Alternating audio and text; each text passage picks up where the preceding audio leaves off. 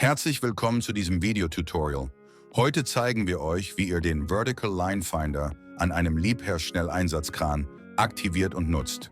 Der Vertical Line Finder unterstützt euch dabei, Lasten gleichmäßig anzuheben und abzusetzen, ohne Schrägzug und ohne Pendel. Habt ihr einen Kran, der mit den Assistenzsystemen kompatibel ist und ihr habt eine IMU an der Hakenflasche? Dann könnt ihr den Vertical Line Finder aktivieren. Hier auf unserem Übungsgelände seht ihr unseren Kranführer mit einem Schnelleinsatzkran, der mit dem Vertical Line Finder ausgestattet ist. Um die Last pendelfrei anzuheben, hält der Kranführer die Taste am linken Steuerhebel gedrückt. Im Display erscheint das Vertical Line Finder Symbol. Gleichzeitig hebt er die Last mit dem rechten Steuerhebel an.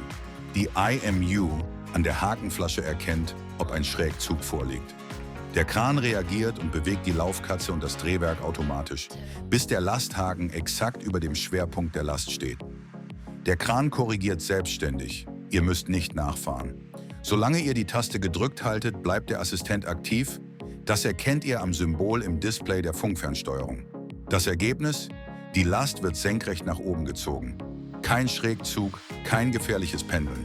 Besonders bei großen Wänden oder Bauteilen ohne mittigen Schwerpunkt ist das ein echter Vorteil.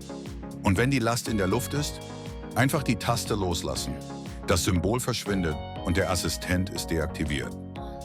Übrigens, der Assistent unterstützt nicht nur beim Anheben, er hilft auch beim Ablegen großer Lasten, wie beispielsweise großer Schalungselemente. Der Vertical Line Finder sorgt für mehr Komfort, Kontrolle und Sicherheit auf der Baustelle. Ganz wichtig, beachtet immer die Betriebsanleitung. Denn als Kranführer seid ihr für den Kran und für die Last verantwortlich. Jetzt seid ihr dran. Viel Spaß beim Arbeiten mit dem Assistenten.